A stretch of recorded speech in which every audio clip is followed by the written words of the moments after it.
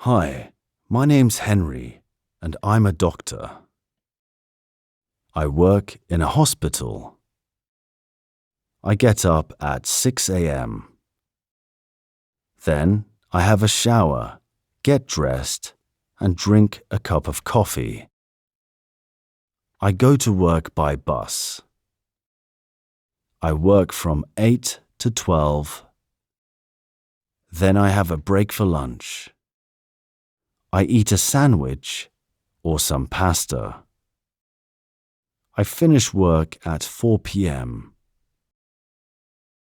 On Mondays and Wednesdays, I go for a run in the park before dinner. In the evenings, I listen to music and spend time with my girlfriend.